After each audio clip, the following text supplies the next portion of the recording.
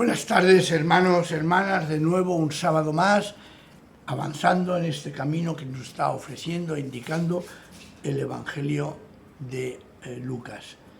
Si os acordáis, el sábado pasado hablábamos de aquella parábola tan preciosa del fariseo y del publicano y cómo el Señor nos enseña la sinceridad para poder entrar en el reino de los cielos. Pero esta vez vamos a entrar leyendo simplemente 2 versículos del capítulo 18 de Lucas.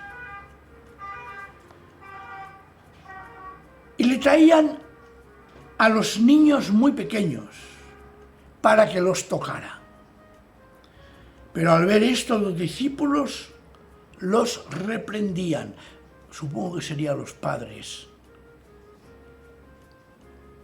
Mas Jesús, llamándolos a su lado, dijo: dejad que los niños vengan a mí, y no se lo impidáis, porque de los que son como estos es el reino de Dios. En verdad os digo que el que no recibe el reino de Dios como un niño, no entrarán a él. A los padres, a los niños, es igual. El hecho es que los niños acudían a él. El contexto era el siguiente: en su caminar por Galilea le seguía mucha gente y Jesús los enseñaba. Y entre la gente, evidentemente, niños. No dice la edad, pero se supone, dice el texto, que eran pequeños, ¿no? Pero se supone que eran precisamente pequeños. Y ellos no formaban entonces parte, curiosamente, esa costumbre de la sociedad judía. Hemos de tener presente cuando Jesús, como de 12 años, sus padres lo buscan en el templo, se había extraviado, y lo encuentran hablando con los sacerdotes porque seguramente era la fiesta, el rito de incorporación de Jesús a la sociedad.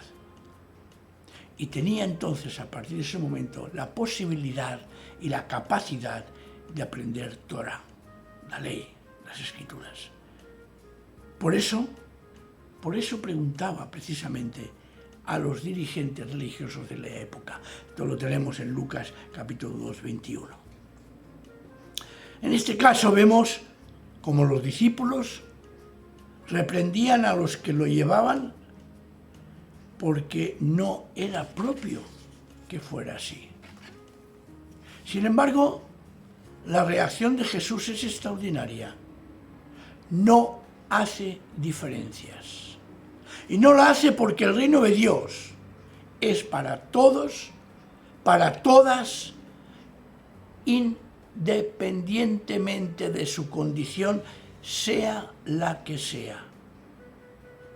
En el reino de Dios tiene cabida todo aquel que quiera estar independientemente de su condición.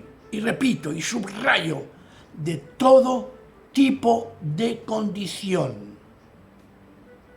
Sin embargo, hay quienes quieren poner condiciones a la salvación, que piensa que para entrar en el reino de Dios hay que ser primero santo, justo, perfecto, y de esa manera están impidiendo que los más pequeños puedan entrar. Y lo que Jesús aquí nos dice es que el procedimiento es al revés. Primero hay que desear entrar en el reino de Dios sin otra condición. Y una vez dentro, empieza el camino de consagración. Por eso es necesario,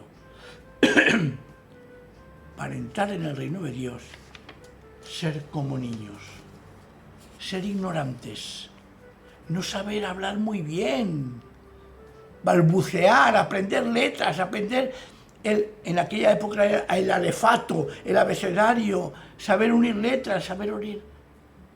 Ser capaces de aprender. Esto es el requisito que el Señor pide para todo aquel que quiera entrar en el reino de Dios. Ser capaces de aprender. Y claro, eso significa también algo también muy importante. Ser obedientes. Entrar en el reino de Dios por la fe. Y después vendrá lo otro. ¿Os acordáis? Buscad el reino de Dios. Y lo demás vendrá por añadidura. ¿Y qué hace Jesús entonces a aquellos pequeños? Les dice que vengan a Él. ¿Y qué hace? Los bendice y ora sobre ellos. ¡Escándalo! Jesús restablece a su dignidad cualquier persona humana. Escándalo. Jesús restablece a mujeres a su dignidad. Escándalo. Jesús toca a los leprosos. Escándalo. Jesús cura a enfermos. Escándalo. Jesús habla de salvación. Escándalo. Escándalo. Todo lo que afirmaba Jesús escandalizaba a los que le rodeaban. La vida de Jesús, repito, escandalizó a sus conciudadanos porque no solo rompía con lo religioso, no solo rompía con las costumbres, no solo rompía con aquello que es que como siempre ha sido así, como siempre se ha hecho así, como siempre se ha dicho así, como siempre se ha tenido esto, como siempre ha sido lo otro. Y resulta que Jesús escandaliza, rompiendo aquello, dándole un nuevo sentido.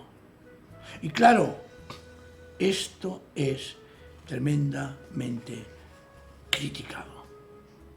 Por eso deseo también aclarar algo que creo importante. Hay quien cree que el reino de Dios es la Iglesia. Y el reino de Dios es algo diferente, pero que sí que la Iglesia está en el reino de Dios.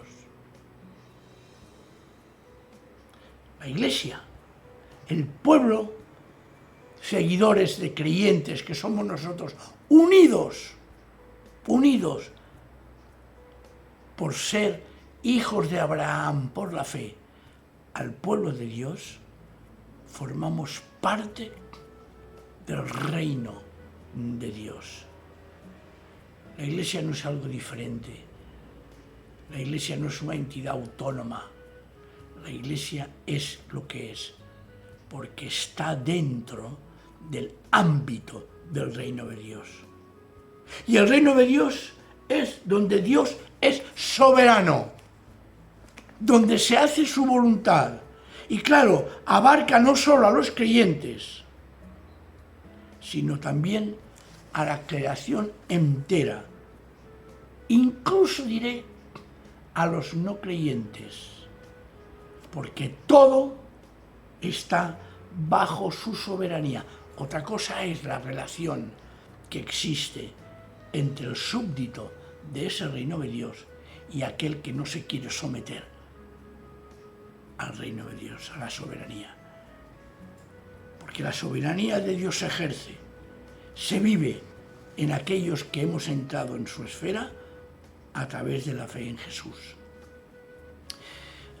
Desengañémonos, hermanos y hermanas, la Iglesia, como algunos han enseñado, no es una institución. Y aún más me atreveré a decir que Jesús no fundó una religión, no fundó una iglesia, pero sí que, como dice Mateo 16, 16, en su forma literal, sobre esta roca edificaré mi iglesia. Sobre esa roca, Jesús, que es la confesión de Pedro, sobre esa roca, Él sí que va a formar un grupo.